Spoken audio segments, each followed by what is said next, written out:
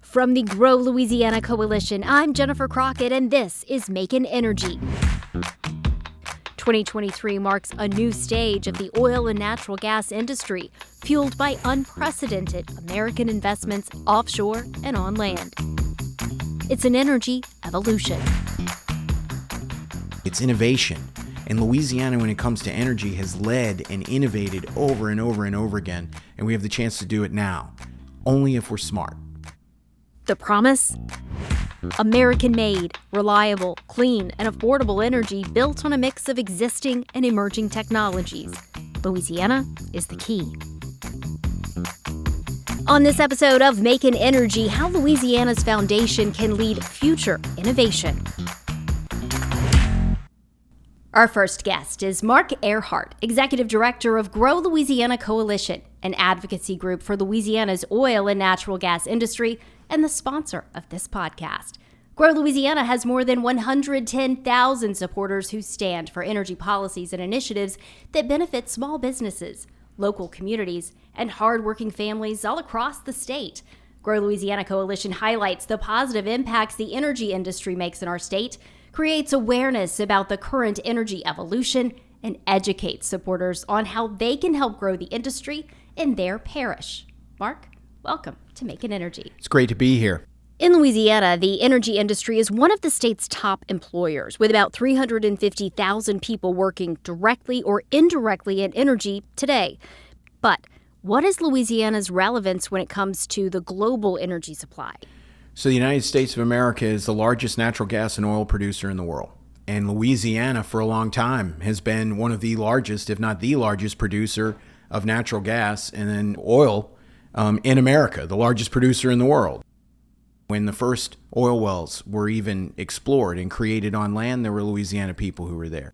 When we go to the depths of the Gulf of Mexico, and we're talking miles deep, exploration that's happening, that's been taking place over the last 30, 35 years, there were Louisiana people who were a part of it.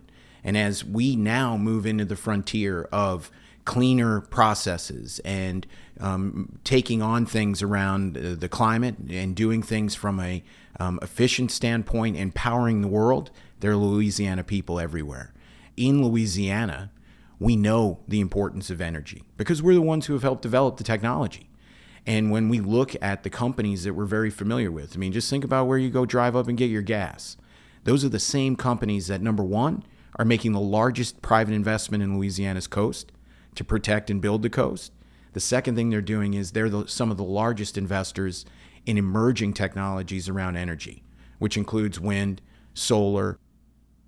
Louisiana is a part of the global energy industry, and there are opportunities within the industry that are coming if we're smart. And if we do the right things at home, then we can take advantage of where the world is going. If we are smart, elaborate on that part. Louisiana over the last 30 years has decreased its air emissions by 75%. And that's a combination of new technologies emerging, right? Company scientists looking at ways to make their processes better. It's come with government regulation and companies abiding by that government regulation. We have decreased our air emissions by 75%, but at the same time, those facilities and the oil and gas industry in southern Louisiana, they've increased production. We're doing more now in a cleaner way because we've innovated. The world cannot stop using oil and natural gas. We can't. We're not in a position to do it. We don't have airplanes that can fly on battery power. We don't have the preponderance of automobiles that can operate that way. And when people talk about electricity, oh, we need electric this, electric that. What powers the electricity generation? In the United States right now, the preponderance is natural gas coming from Louisiana.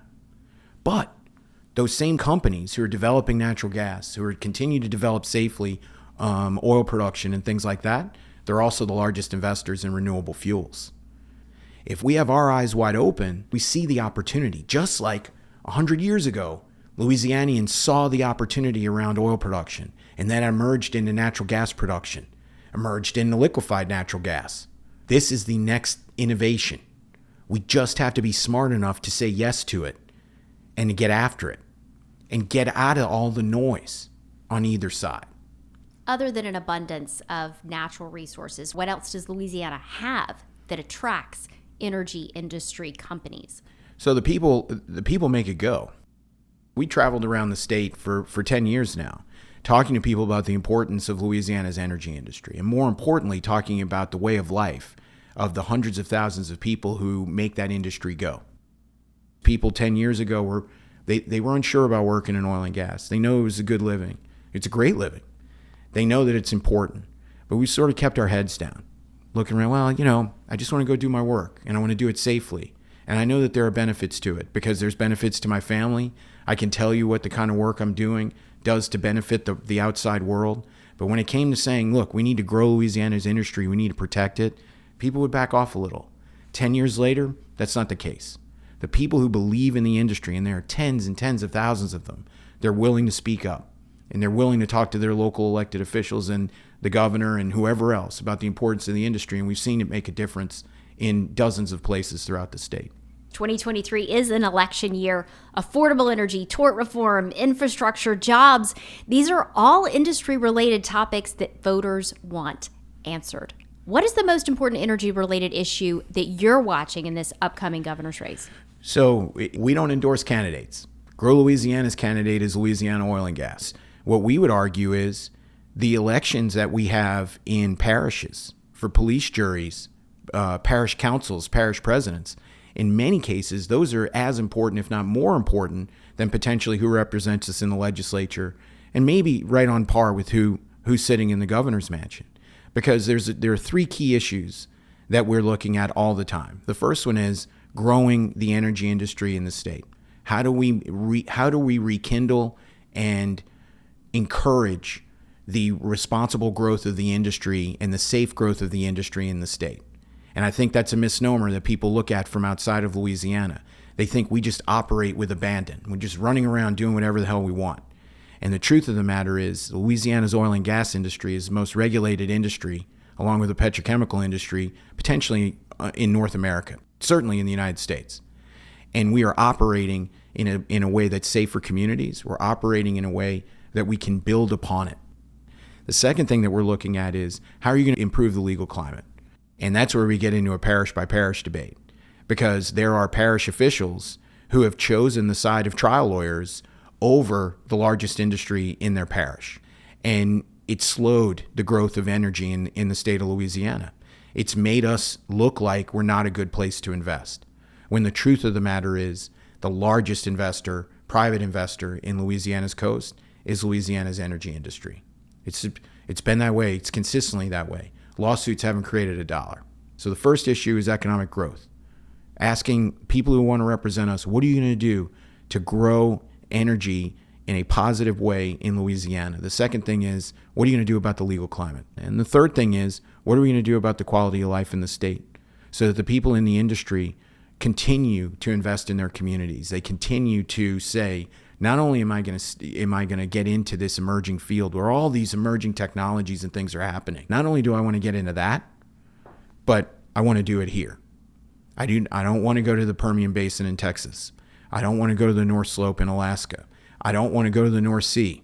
I want to do what I want to do in Louisiana and grow here and contribute here. For any of our listeners who are not familiar with the coastal litigation that's been happening, can you just give a little bit of background on that, a little bit of clarity about what these trial lawyers are alleging and exactly how much money has gone to coastal restoration because of these lawsuits so far? The answer is zero.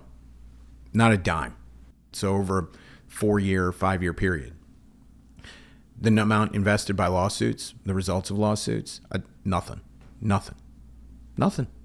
So if we're keeping score, the energy industry, through its own work and what it's doing, is approaching $400 million. Lawsuits haven't produced a dime. And the way that I equate this is, for some of the people who might be a little older and remembering this, my grandfather had a leaded car. So he had a car that ran on leaded gasoline. My grandfather always got his brake tag, always got his gas from a place that was regulated, right? The state came in and made sure everything was working the way it was supposed to. He did everything right, okay? When leaded gas was phased out to unleaded gas, my grandfather was the same way. Switched cars, got his brake tag all the time, and went and got his gas from a regulated gas station and everything like that. He passed away 20 years ago. Okay? These lawsuits are the equivalent of some lawyer knocking on my door today and saying, hey, Mark, your grandfather drove a car with leaded gas 20-something years ago. And we think that car and the emissions from that car resulted in increased carbon dioxide in the atmosphere and has led to global warming. So since your grandfather did that, we're going to sue you for what we think he owes. And I'm looking, go to the guy knocking on my door, and I go, wait a minute. My grandfather abided by all the rules, got his permit, got his brake tag, and got his gas, his leaded gas, from a state-approved gas station. So he followed everything. But you're still telling me that 20 years after he passed, that you're going to come and try and sue me for something that he did that was approved by the state? And that lawyer says, yes. Take that and replace my grandpa with an oil and gas company. And that's what we're facing. Thank you for that clarification. So this podcast is the brainchild of the Grow Louisiana Coalition. As executive director of Grow, what do you want listeners to learn over the next 6 episodes? I want people who don't know very much about Louisiana's energy industry to learn something new. I want them to be able to look and go, we have the opportunity to lead and innovate. We have a century's worth of history in innovating in Louisiana energy. We've always been at the forefront. And Louisiana, when it comes to energy, has led and innovated over and over and over again. And we have the chance to do it now, only if we're smart. And so I'd like people to think about that. The second thing I'd like them to think about is Louisiana's energy future in Louisiana is bright. It's bright, but only if we support it and speak up about it. Our elected officials need to hear from us because they're getting a lot of noise from people who have interests outside of Louisiana. They need to hear from the people of the industry.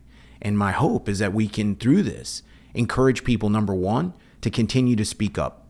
Talk to the people who want to represent you. And it's not just the person who's running for governor. It's that person on the police jury or the parish council. They're going to talk to you. You talk to them. Tell them what's important to you. And hopefully we can give you some of the information you need to have that good conversation. Well, I appreciate it. It's been fun talking to you, Mark. I learned a few things, and it's always a good day when we can talk about Louisiana being smart and leading. Thanks for being our guest on Makin Energy. It was great. Next time on Makin Energy, a multi-billion-dollar infusion into Louisiana's economy through a single emerging innovation. It's incredibly significant for job opportunities because, according to one calculation, there are potentially $80 billion of carbon capture and sequestration projects potentially planned for Louisiana. Hear from Michael Heck, the president and CEO of GNO Inc., named Top Economic Development Organization in America. That's on the next Makin Energy.